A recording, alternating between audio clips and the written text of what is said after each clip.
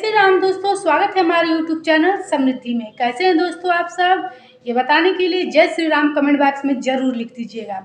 दोस्तों, आज मैं आप लोगों को कार्तिक स्नान के बारे में संपूर्ण जानकारी दूंगी, इसलिए ये वीडियो थोड़ी बड़ी भी हो जाए तो आप लोग घबराइएगा मत, क्योंकि दोस्तों एक ही तिथि, एक ही त्यौहार के कई वीडियो बनाने से फ़ायदा नहीं है। थोड़ी वीडियो लंबी हो जाएगी, लेकिन एक ही वीडियो में आप लोग की संपूर्ण बातों की जानकारी मिल जाएगी।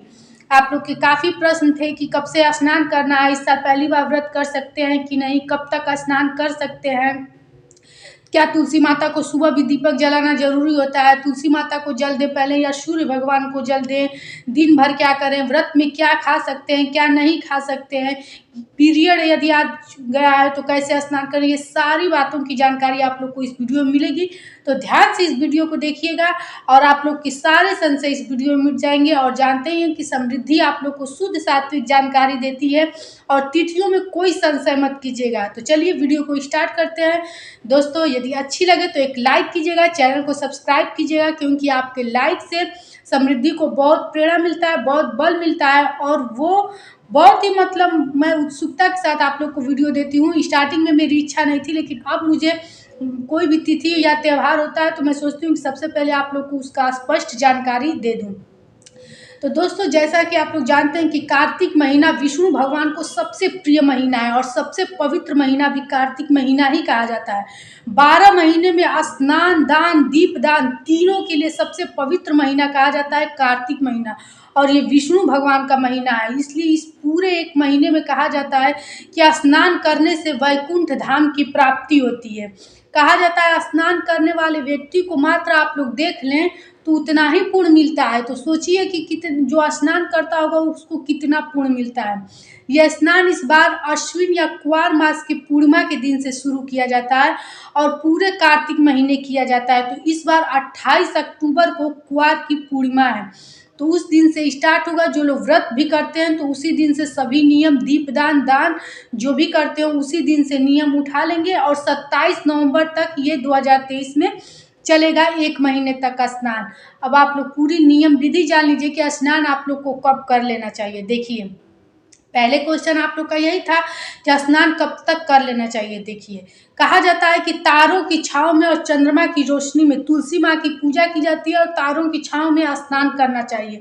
तो स्नान तो आप लोग को खुले में करना चाहिए, लेकिन अब तो रोज एक महीने तक कोई पवित्र नदी में स्नान तो कर नहीं पाएगा।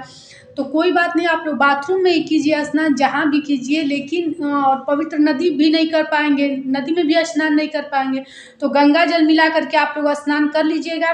यदि आप लोग शनि की पीड़ा से परेशान है तो उसमें थोड़ा काला तिल भी डाल लीजिएगा और स्नान कर लीजिएगा। पूरे एक महीने इसी तरह से आप लोग को स्नान करना है। ऐसे में आप लोग 3 से 4 बजे के बीच में स्नान कर लीजिएगा, क्योंकि तभी तारों का छाव रहेगा। वैसे अगर फिर जैसे जैसे समय ढलता रहता है, जैसे 15 दिन बाद क्या होता है कि और दिन घटता जाता है, रात बड़ी होती है, तो देखिएगा 4:30-5 बजे तक भी स्नान कर सकते हैं, लेकिन स्टार्टिंग में आप लोग 4 बजे तक कर लीजिएगा। अब कुछ लोगों का प्रश्न था कि जैसे काफ़ी ठंडी रहती है तो गर्म पानी कर सकते हैं कि नहीं। देखिए, गर्म पानी क्या होता है कि विष्णु भगवान कहा जाता है कि जल में वास करते हैं, तो इसीलिए पानी को कार्तिक महीने में गर्म नहीं किया जाता है। लेकिन बुजुर्गों के लिए शास्त्र भी कहता है, चाहे कितना भी बड़ा नियम हो, यहाँ तक कि ग्रहण तक का भी नियम, बाल वृद्ध रोगी के लिए तीनों चीज नहीं काम करता है। तो बुजुर्गों को कोई अपने पे कष्ट दे करके भगवान नहीं कहते हैं कि हमें ये चीज करो, तो आप लोग पानी गर्म करके नहा सकते हैं, इसमें कोई आप लोग संशय मत रखिएगा, क्योंकि आप लोग को सुस्पष्ट जानकारी समृद्धि देती है, उसमें आप लोग संशय मत किया कीजिए। दूसरा चीज आप लोग ये पूछे हैं कि सूर्य भगवान को पहले जल दें कि पहले तुलसी माता को। देखिए, हमारे शास्त्रों में पूरी विधि विधान में चाहे जो भी पूजा हो, सबसे पहले जल सूर्य भगवान को ही दिया जाता है। तो अब आप लोग कहते हैं कि जैसे सूर्य भगवान तो उस वक्त निकले नहीं रहते हैं, इससे आप लोग को नहीं है। अपने छत से, बालकनी में, द्वार से, जहाँ से भी हो, आप लोग खड़े होकर के सूर्य भगवान को जल दे सकते हैं। उसके बाद आप लोग तुलसी माता को जल देंगे। कुछ लोग का प्रश्न है कि जैसे तुलसी माता को सिंदूर लगाएं कि नहीं। देखिए, जब तक देवोत्थानी एकादशी के दिन माता तुलसी और विष्णु भगवान का विवाह होता है, उसके बाद से आप लोग तुलसी माता को सिंदूर लगाएंगे। यदि पिछले साल की तुलसी माता कि को ही आप जल दे रहे हैं, तो उनका विवाह मत कीजिएगा। नई तुलसी माता ला दीजिए, क्योंकि फिर से कार्तिक मास में नई तुलसी माता घर में ला करके नहीं मतलब लगाया जाता है, तो पहले ही लगा लीजिएगा। और एक तुलसी माता का 2 बार विवाह भी नहीं किया जाता है, तो आप लोग देख लीजिएगा। अगर नई तुलसी माता है तब तो ठीक है, नहीं तो पुरानी तुलसी माता है तो उनका विवाह नहीं कर पाएंगे, दूसरी ला दीजिएगा। और सिंदूर देवोत्थानी एकादशी के बाद से ही लगाएंगे। ऐसे में आप लोग लाल रोरी कुमकुम लगा सकते हैं 1 महीने उनके पत्तों पर, जैसे 5 पत्ते पर, 11 पत्ते पर लगाया जाता है। दीपक भी सुबह में भी जलाया जाता है, शाम में भी जलाया जाता है। और दीपक के नीचे थोड़ा अक्षत रख दिया जाता है, क्योंकि लक्ष्मी का वास होता है, ऐसा कहा जाता है।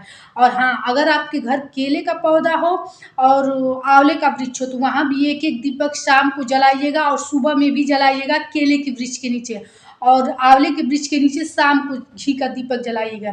थोड़े थोड़े ही घी का दीपक जलाइएगा, लेकिन घी का दीपक जलाइएगा, ये अब नहीं कि सरसों का तेल का दीपक मत जलाइएगा, नहीं शुभ माना जाता है। तो यदि थोड़ी ही स्थिति हो तो घी का ही दीपक जलाइएगा। भोग प्रसाद भी माता को लगाया जाता है। पूरी विधिवत लक्ष्मी प्रिया कही जाती हैं, विष्णु भगवान के कि आप लोगों को कृपा प्राप्त होगी, इसलिए कहा जाता है कि तुलसी माता की विधिवत पूजा कीजिए। इस 1 महीने के स्नान के बाद लोगों को कहा जाता है कि समस्त पाप नाश हो जाते हैं, और यही 1 महीने के बाद वो जागृत भी होते हैं देवोत्थानी एकादशी के दिन। अब कुछ लोग पूछेंगे जैसे व्रत में क्या खाया जाता है क्या नहीं 1 महीने खाया जाता है, तो देखिए मूली, मसूर, बैगन, दाल, चने वगैरह की नहीं खाई जाती है 1 महीना, जो लोग व्रत रखते हैं। और जो लोग व्रत नहीं रखते हैं वो बिना लहसुन प्याज का खाना खाकर भी, ये सब चीज़ें खा करके भी स्नान कर सकते हैं।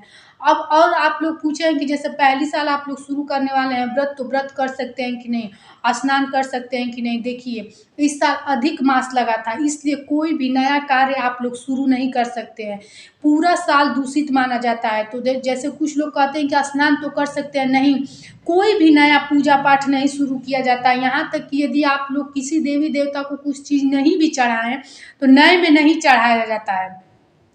दूसरी चीज़ आप लोग क्या क्या व्रत में खा सकते हैं, तिन्नी का चावल खा सकते हैं, साग खा सकते हैं, रिफाइन खा सकते हैं, लेकिन सरसों का तेल मत खाइएगा। और जैसे ऐसे ही सिंघाड़े का आटा खा सकते हैं, मतलब फलाहार टाइप में भोजन आप लोग कर सकते हैं। और एक बात कि जैसे पूजा के बाद क्या होता है कि 3 ही बजे कोई जगेगा और पूजा पाठ करेगा, तो उसके बाद से क्या होता है कि नींद आने लगती है। तो कहा जाता है कि पूजा करने के बाद सोने से सारे नहाने का, स्नान का फल समाप्त हो जाता है। तो आप लोग ये गलती मत कीजिएगा, कथा सुनिएगा, भजन सुनिएगा, जैसे भी हो टाइम पास कीजिएगा। और दोपहर में नींद आए तो भले ही सो लीजिएगा। दोपहर में भी कैसे सोया जाता है, अपने आंचल में 2 या 5 तुलसी का पत्ता बांध करके ही सोइएगा, ऐसे मत सोइएगा। ये भी आप लोग जान गए। अब जैसे आप लोग का क्वेश्चन था कि शाम के समय जब आप लोग दीपक जलाते हैं, माता तुलसी को जलाते हैं, तो शाम के समय भी भोग प्रसाद टीका कुछ नहीं लगाया जाता है। शाम के समय सिर्फ दीपक जलाया जाता है आंवले के, केले के वृक्ष के पास। यही थी कार्तिक मास में स्नान की यही संपूर्ण विधि है। यदि आप लोग की और भी कोई क्वेश्चन हो तो बेझिझक पूछ लीजिएगा। ये 27 नवंबर तक चलेगा। एक क्वेश्चन और आप लोग का था कि जैसे पीरियड में है, आप लोग स्नान कर रहे हैं, उतने दिन छोड़ते हैं, तो इसकी क्या मतलब कि उपाय है। तो इसका उपाय ये है कि स्नान तो उतने नहीं किया जाता है, लेकिन देवोत्थानी एकादशी के दिन जब माता तुलसी का आप लोग विवाह करेंगी तो उतने दीपक, जैसे 7 दिन आप लोग नहीं दीपक जलाएंगे माता तुलसी के यहाँ, तो 7 दीपक एक्स्ट्रा जलाना पड़ता है। ये आप लोग ध्यान रखिएगा, तभी जाके पूरा आप लोग का 1 महीने का जो स्नान फल होता है वो प्राप्त होता है। तो 7 दीपक आप लोग जलाइएगा। जो लोग स्नान नहीं भी करते हैं, कुछ लोग क्या करते हैं कि शाम के समय तुलसी माता को दीपक जलाते हैं, तो उन लोग को भी बता दूं कि 7 दीपक आप लोग जोड़ करके, जितने दिन मत जलाइएगा उतने दिन का दीपक वहाँ जोड़ करके जलाया जाता है। तो हमको विश्वास है कि आप लोग को संपूर्ण जानकारी इस वीडियो में मिल गई होगी। तो आशा करती हूँ यदि अच्छा लगा है तो एक लाइक कीजिए, चैनल को सब्सक्राइब कीजिए, ताकि ऐसी ही समृद्धि की शुद्ध सात्विक जानकारी मिलती रहे। और आप लोग को तुलसी विवाह की संपूर्ण जानकारी मैं आप लोग को आगे देती रहूँगी। ग्रहण काल की भी जानकारी आप लोग को नेक्स्ट वीडियो में मिलेगी। फिर मिलेंगे ऐसी एक नई वीडियो के साथ। जय श्री राम।